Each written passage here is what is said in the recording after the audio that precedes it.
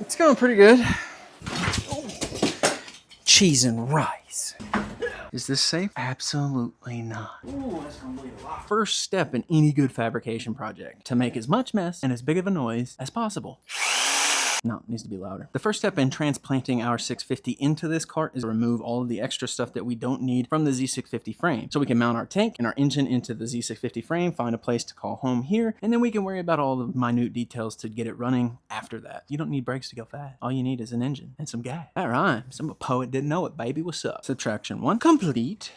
We're still gonna have fitment problems, but not as bad as I thought. Red Rover, Red Rover. Z650 engine. Please come on over. Please, please. Oh, hi there, sweetheart. Hi. Nice to see you. Aren't you a beaut? I believe it's gonna look something like that.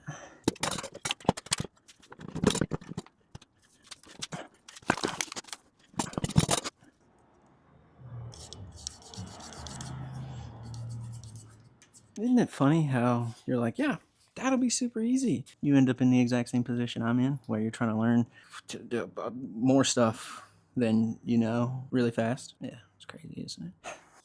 Lop it off right there. Wonder what Cindy Lauper's doing today. This just spells hospital trip. You think it's crooked? Maybe it's time for a new one? Nah, it's good. Still not looking good.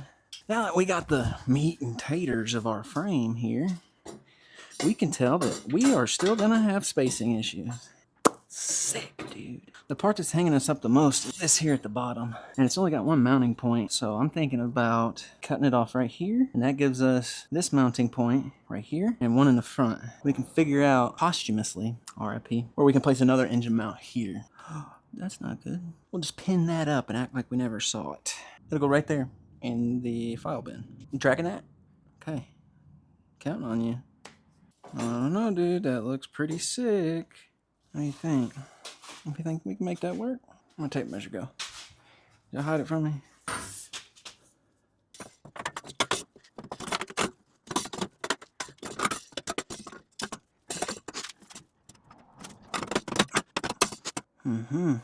Go figure, we don't have enough room still.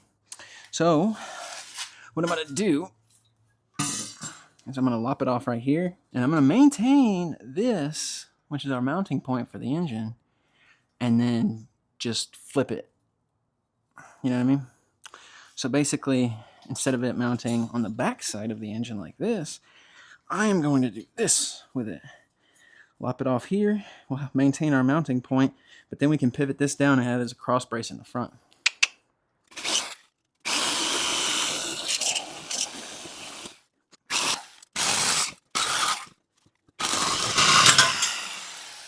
Here's where I almost made a grave mistake. Almost cut right through my mouth. Can't be having that.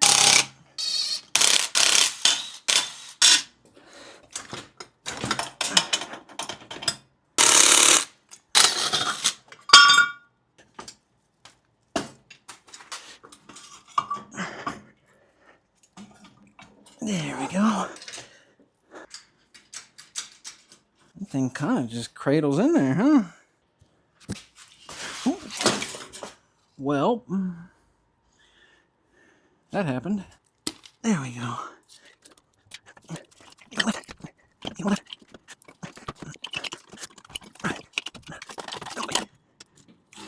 Oh, okay. Now that the wiring harness is completely out of the way, man, it would be great to have an accomplice right now. Oh, I mean, it would just be a thrill. Oh my God. Come on, buddy. Oh, what's going on? What the f? Are you kidding me? I'm gonna start breaking shit. Oh my God. What? In the... Be so for real right now.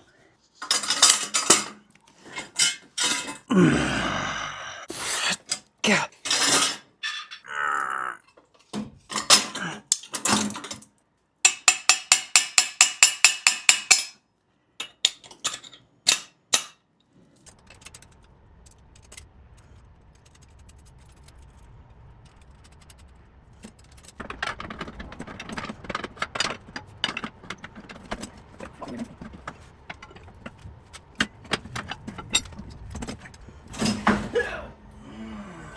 gonna bleed.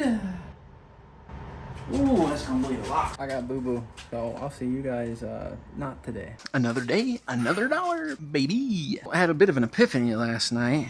Okay, maybe I didn't. I was thinking about using this as a cross bracing for support to lift it up off the frame, which I'm probably still gonna do something of that sort. What I really need to do is figure out how to get this sprocket forward, so that way I can have more clearance here for a bigger sprocket in the back. And if I lift this up, it has to pivot, so I don't think that would be a wise decision to have the sprocket and chain just so close to each other like that. I might have to cut more off this frame, take this, flip it, weld it to the front of the box right here, and then flip this and weld it here, and that would have my engine suspended. Could do another cross brace down there at the bottom and mount our other bracket. Huh? It'd be nice if I had a cherry picker. That'd be real cool. Might have to build a pulley system or something. I have an idea. Yes, yes, yes I do. This is not gonna be the safest thing that I've ever done.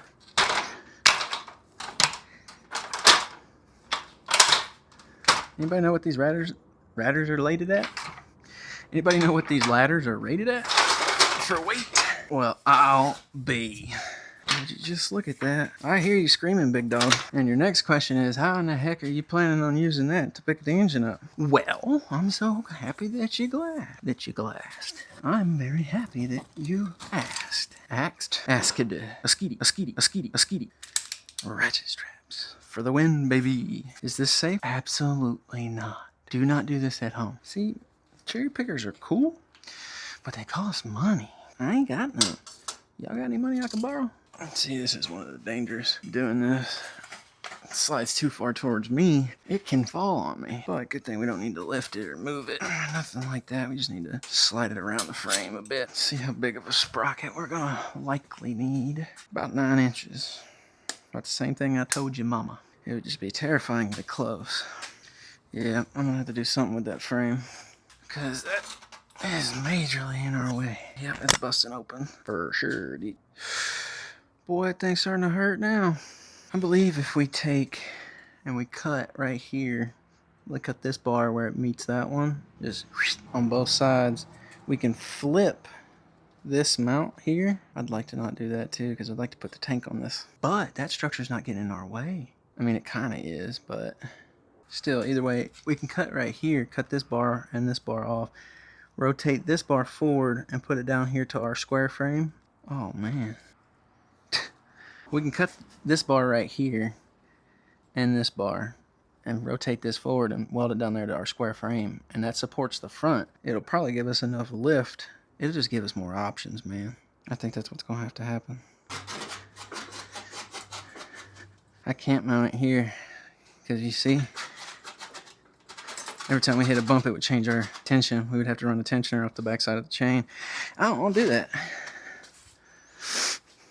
We'll probably have to run a tensioner anyway, but I'd like to avoid it if I can. I'm sure there's a better way to pick this old girl up. Ooh, that was close. Boy howdy, I'm gonna end up breaking the damn thing. Look, got cut again. Chill out. Just chill. You're doing too damn much right now. God. Boy friggin' howdy, dude. How do you like them apples? Ow! Boy, fridge licking howdy, dude. That hurt like a butt cheek on a stick. It's got front bracing, and we'll have rear bracing this way and lower support there. I think that works. What do you say? Basically what we're dealing with down here is, this is causing us a lot of issues, even though it is low to the ground. We need to sit our engine a little bit further down or further up and forward. I think I've come up with a plan. We're gonna take this bar right here, roll it forward, and that's gonna be our front mount. We're gonna weld that and then possibly make some sort of bolt hole here so we can weld it to the frame. So that way we can build a frame out of C-channel, put some various bolt holes and mounts in it, can move the front end of the engine with the bolts in the frame. We'll do the same thing with this. We'll try to get this to weld somewhere back here, whether we have to bring it up and do a C-channel here, and then our chain can just split that, or if we just weld it to this cross brace here on our differential frame. Come up with some sort of conclusion for this mount. This mount right here may be our aft support instead of this mount, but I don't know. Our main focus is just to have adjustability left and right. That way we can make sure that our sprocket alignment and our drive sprocket alignment are perfect. And if they're off, then we can just move our bolts. And we can adjust a little bit in the rear end as well. We can just loosen up all of these pillow blocks and just go skeet. And it makes exactly that sound too. You just go skeet. But dinner's ready. I'll catch you guys tomorrow. So I've came up with a wee bit of a plan. I'm going to take this original mount, weld it on this bar. That is going to be our center point. Put a bolt here, maybe 2 in the middle, who knows. Then I'm going to build an arch to come up here. Maybe. I think I see what I'm going to do. Yeah. So I'll build something from here that'll touch this, and that's where this mounts up. But it'll be on a flat plate. That way we can move it left to right if we need to adjust for the sprocket. Sounds like a plan to me. That looks god awful. We're still gonna send her, bud. Are you silly? We're still gonna send it. I almost grabbed that. Whoa. You see that catch though? Shoo. Oh god. Now that that is done, whenever you're welding on something, always touch it twice before you pick it up. Just go. Because even in the hot parts, you can be like, oh yeah, that's hot. But it won't burn you. Ask me how many times I got burnt before I figured that out. Don't ask me that. And we can start to see things coming together. Oh. Cheese and rice. Oh. Ooh. Careful. Perfectly safe. I'm just now realizing this is tilted, and that's going to cause major issues.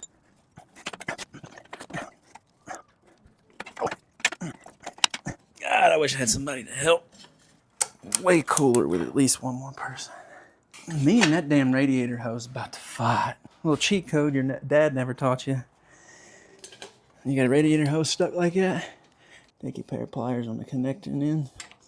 Boy, these pliers are about to piss me off. Take you a pair of pliers on the connection and just wiggle it. You'll hear it break loose. And then it'll pop off. Piece of shit. Way cooler with 2 people, dude. It's so much easier. How in the hell am I gonna do this? Probably should use a jack stand here. Huh. You just can't make it up. Some of you may have already been able to figure out that trying to build the mount for an engine inside of said mounting place was probably not a great idea. So we're gonna do something a little bit different. Put something in here for support. Our main goal is going to be trying to fit the engine in. Obviously this is not the right way to do it. I think it's going to be a lot easier if we put the engine on the ground, build the frame around it, and then put a piece of sheet steel in the bottom, support it, and then we can start building our adjustability into that. Now, how well it's going to work, who knows, man. I'm just here so I don't get a fine.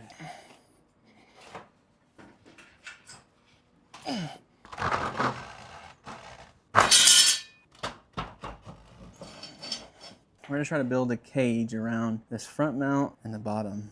I don't know that we'll need anything more than that.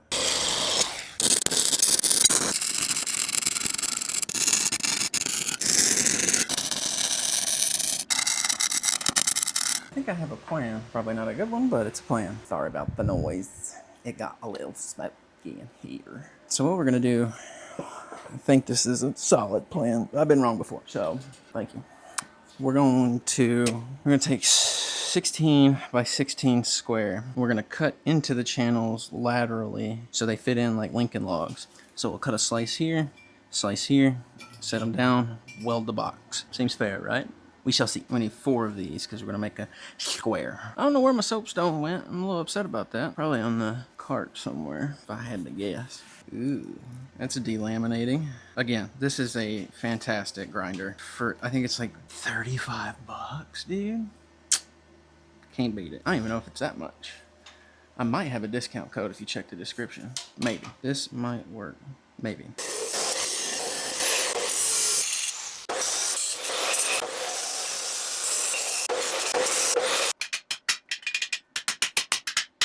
So as you can see, we've got our little crate built here. We might cross brace that, but we need to weld it up. Then we're gonna weld the original frame mount that goes to the engine on this. And then we're going to mount the rear frame mount that goes on the engine as well. And that way we can just apply bolts to this and move it left to right, front to back as a carriage inside of the vehicle. That way, if we need to make any chain adjustments, we can do that very easily. As you can see, we have it all framed in. Is this going to be strong enough? I don't know. We can always add bracing later. So now what we're going to do is we're going to take some C-channel and put it perpendicular front to back. That way we have somewhere to mount our box and see what happens. Now that we have our pieces cut, do they fit? They do. One is much longer than the other.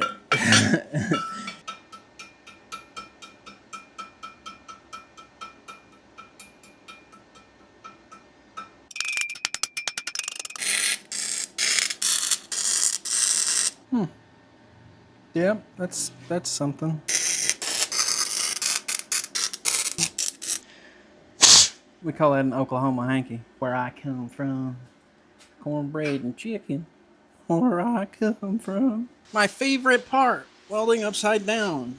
Hooray! On a dirty floor. I'm sick, dude. Ow. Oh, well, we're out of welding wire. So that's cool. What? What? I don't make no dang sense, man. Wait a minute. Okay, let's see what it looks like. All right.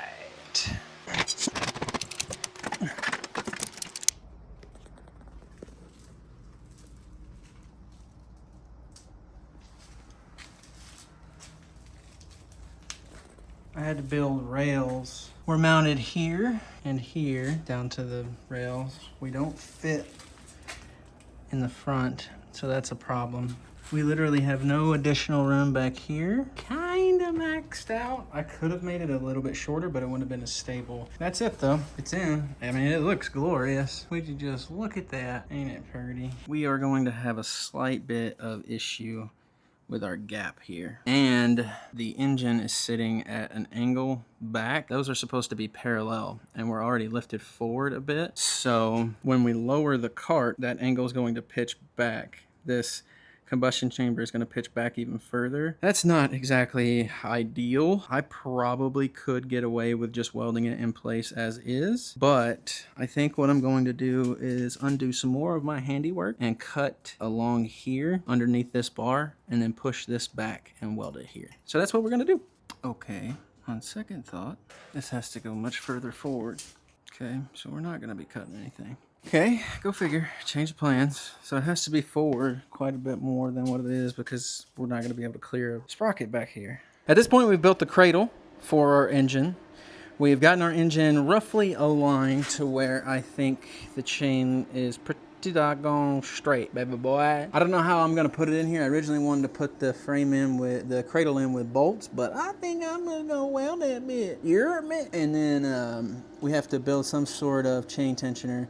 Probably just gonna run a bolt in here or build a tensioner off this. Probably gonna end up running a bolt off here though and just hugging that up right there. That way chain's constantly tight, tensioned. The chain constantly has tension on it, and yeah, we're getting places. I believe that chain is straight. Everybody in the comments agree? Shit, buddy. That's pretty doggone straight if you ask me. Especially doing it by eye. I only have one. Good eye. Good eye, yeah.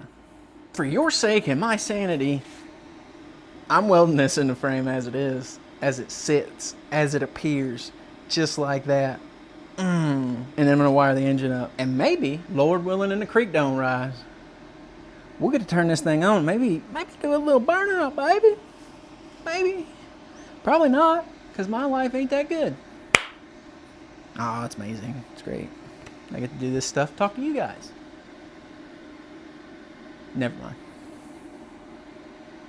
Okay. So I built a sprocket. I took one off my R1. I did a 520 conversion, 520 chain conversion kit off of my 2007 R1, and it was pretty doggone close to fitting. I had to clearance it a little bit, as you can tell by all of the dust in my floor and probably on my face. I had to do a little bit of clearancing. I probably have way too much aluminum dust in here. Ew. Way too much aluminum dust in here to call this serviceable or good, but these are cheap. These are like 60 bucks. So if I have to get a new one, I have to get a new one. It is what it is. But dude, I think we're about ready to rip this thing. I'm going to weld this cradle in place because I don't know of a good way to bolt that. I have to have it leaned up like that because if we have it any further back, we can't fit a sprocket that's big enough in here. It has to be at least a 46 tooth sprocket to be able to get us in the 4-second 0 to 60, which, why the hell are we building this if it's not going to be fast? You know what I mean? So that means I have to come up with a way to get this to fit in here well, because I don't know of any other way to get this thing to fit in here. I mean, I'm sure there's a way, but with that sprocket being back there, it's already pushed up against the frame. Probably would have been easier just to throw a jack shaft in here. Don't mean to point any elbows, but I did suggest to do that. Just saying, it was our original plan. However, here we are.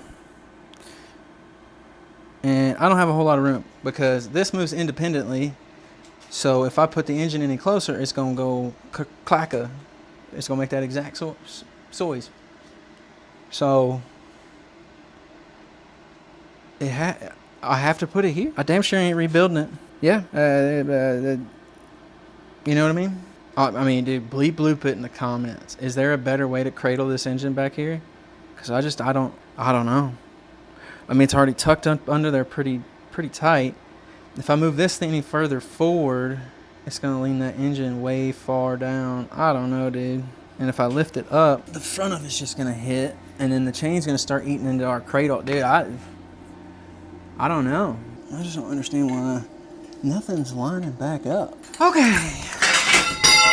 Didn't need none of that. Cheese and rice.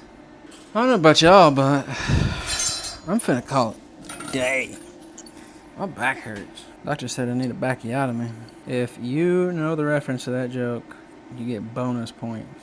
And maybe, if I remember, I'll send you a free shirt once we start kicking out merch. Yep, screw it. I'm tossing in a weld. Worst case scenario, we cut it. Sue me. Yeah. Then I'll strap some U-bolts to the front. It's crooked as all hell, so I'm sure this is going to work great. Hi. It's going pretty good. So as you can see, the chain is pretty darn straight. We're going to have to add some sort of tensioner here, just so that way we make sure we clear this cage that I've built. Probably going to run a bolt down through here and just run a polyurethane roller right here off the back side of it, just to keep the chain away. I think we'll be able to keep the chain tight, not very long, and you want the tensioner on the bottom because most of your pulling force is up here at the top. Because remember, this is going to be rotating like this, so your pulling force is up here. This is just returning back to the process. So this is just going to be feeding down here. But if you apply tension here, it also applies tension here, as you can see, which is good. This is good. These are very good things. Having said that, we are running some tight tolerances here, and I really hope that the seat and the fiberglass body still fits appropriately. If not, we'll fix that too. Don't worry. But we're getting closer to hearing this thing run. I think that's going to be my main focus today, is just trying to hear this thing cling, clang, bang, pop, baby. You're meh. Maybe we can get it on the ground and under its own power in the very near future. I did some calculations. I've got a 48 tooth sprocket back here. The bigger the rear sprocket, the more torque that you're going to have. Torque is how far you take the wall when you hit it. Horsepower is how fast you hit the wall. If you have 1,000 horsepower, but you have 100 foot-pounds of torque, you can do 300 miles an hour, but it'll take you forever to get there. We're gonna U-bolt the front end of this cradle just to test our theory. If it works, we'll do something a little bit more permanent. Trial and error is the name of the game, ladies and gentlemen. Honestly, if you think about it, U-bolts single-handedly hold together the hardest working class trucks. The 80s, 90s, Chevrolets. I mean, they're still used today on the leaf spring suspension. So why can't it hold in an engine that has like half the power? I think it can. All right, that should do it. I mean, it's just got to hold it down. Don't make me get rowdy.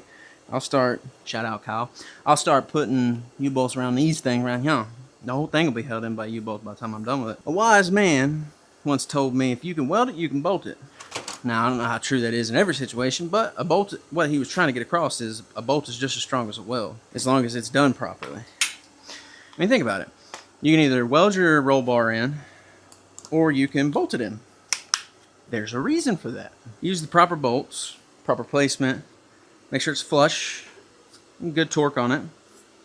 It's, you know, at least somewhat close to being welded. At that point, this exhaust has seen better days. Oh, that's something I didn't think about. Well, fuck.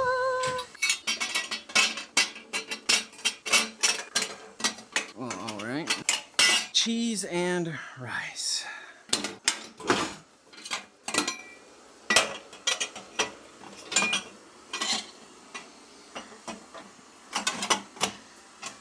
That's not happening.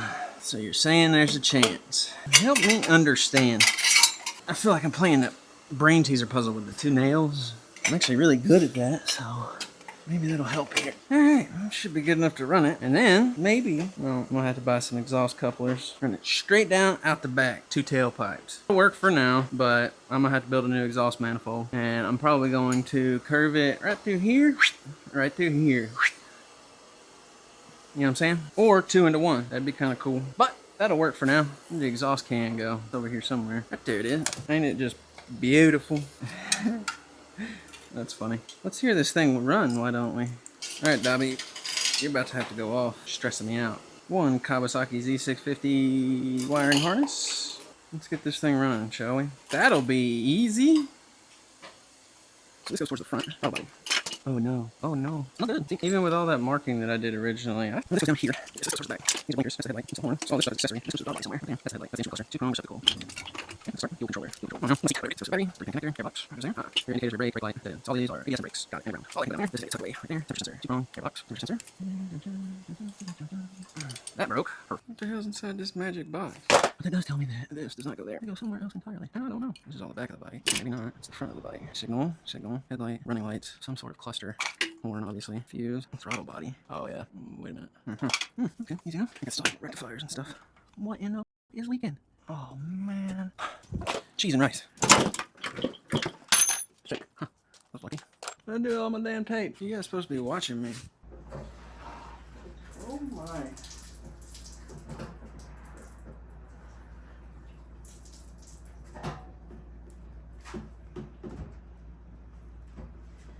Oh, okay.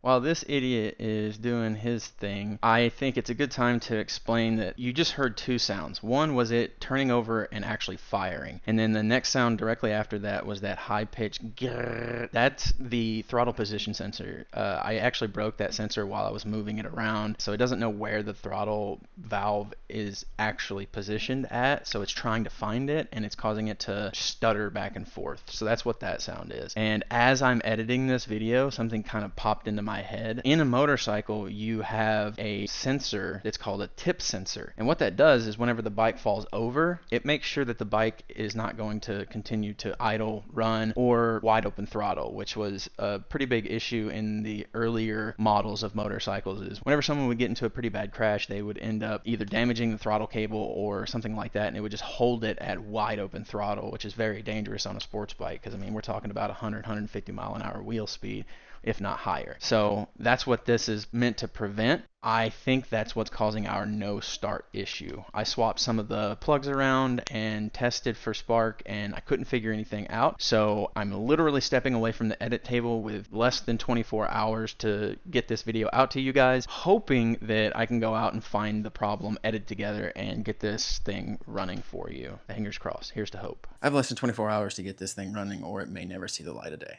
Let's get to it. Now, where is that tip sensor?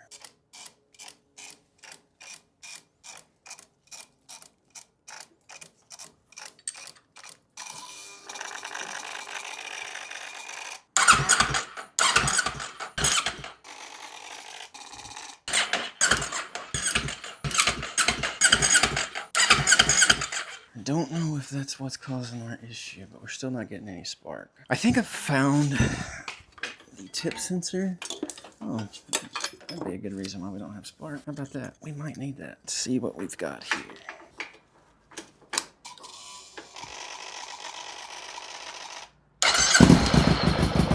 Nice, dude.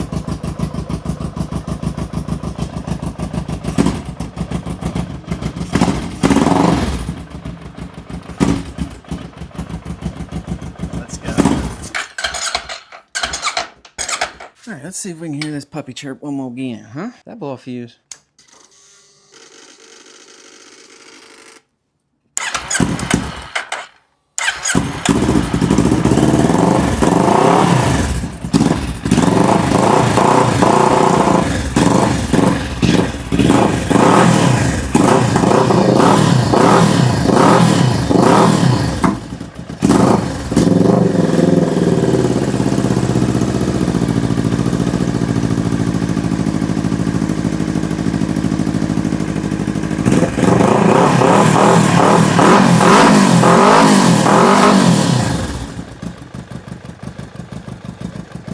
Yes, sir. How about that?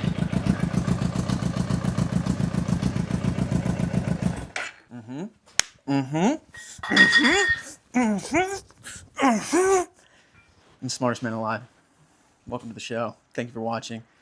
Join me on the next one when we are doing burnouts.